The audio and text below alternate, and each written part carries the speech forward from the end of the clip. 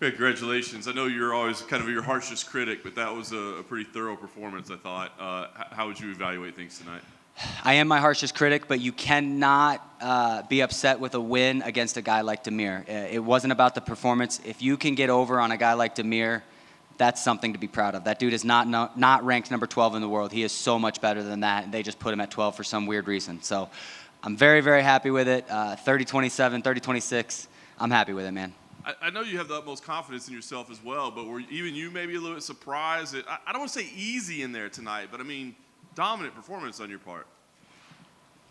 No, I don't think so.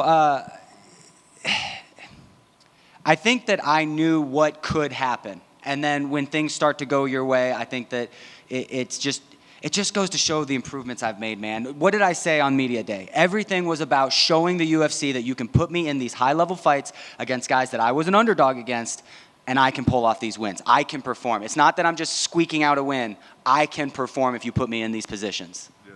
It kind of felt like you were getting towards one of those third-round submissions again as well, right? Where you're wearing them out and you're finally getting there. Were you frustrated or maybe shocked that he just wouldn't go away? No, what did I tell you? I told you I was expecting 3 rounds, and I was. He's one of those guys that you go for something, and then he gets away, and he ends up winning the round back, or even worse, getting the finish, man. You have to be safe with these guys. These are the best guys in the world, in the top weight class in the world. There is not a harder weight class than 155. There isn't. And you could say 135 because of all the former champs that are up there, but it's thinner, right? The top 15 might look the same, but everything outside the top 15 isn't even close. I don't want to say call-outs, the respectful challenges of where you think you should be and where you're going. I mean, what do you see as your path to the top? I mean, I know you're not necessarily in a rush, but I know you believe you can be there. How do you see your path to the top? I don't really know. I think everybody's got a different path. Islam had kind of a weird path where he fought really good guys and then some not so good guys and then some really good guys and then some not so good guys and then looked great against the champion. You got guys like Gamrot who is fighting literally anybody. He just called out Rafael Fiziev. Who the hell wants to fight that guy? Like, win, lose, or draw, you're coming out with a closed eye. And my guy, Gamrot, is calling that dude out. What a G, man. Calls out any tough fight. Everybody's path is different. I think I just got to get back into the gym on Monday and get better.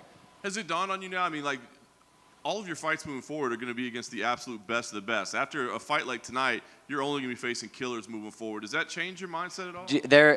I'm not going to lie to you. That was in my mind in the back. That was like, dude, this isn't a pipe dream anymore. This isn't something that you're telling your mom as a high schooler anymore. You are this close to becoming what you said you were going to be in 8th grade. So, like, do we really want this? And the answer is yes.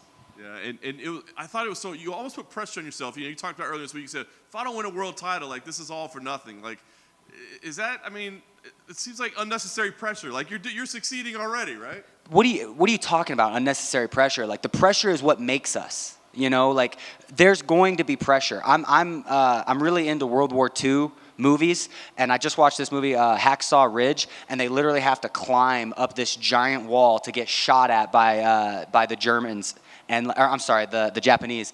And it's like, what I'm doing is not anywhere close to that. You know, you've got real people going through real problems. This is just competition, man. We as men are built for competition. This is what we were built to do. And one of the reasons why people are so unhappy today is because they aren't pushing themselves in these situations. Love it. Last thing for me, was that just a term of endearment for your wife there? I think we all got a laugh there with a love you, bitch. I love my wife more than anything on this planet, and I absolutely love being married. I was just telling one of my friends, and I know this wasn't your question, but I'm going to tell you anyway because this is my moment.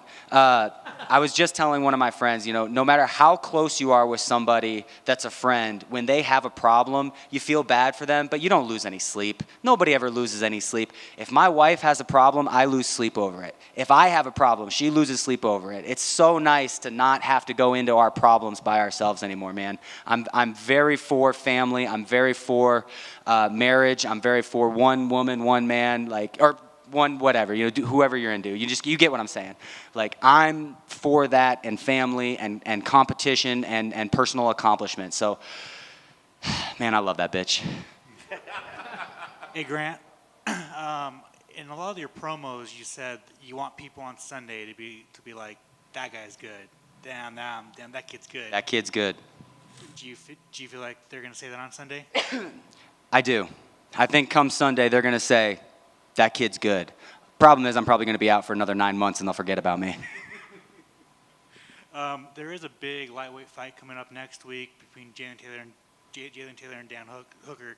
Do you want the winner or loser of that fight? Yeah, absolutely. I'm definitely down for that, man. I'm in one of those situations where I just kind of want to I want to get back into the gym. I got to work on some stuff. We saw some stuff in this fight I need to work on.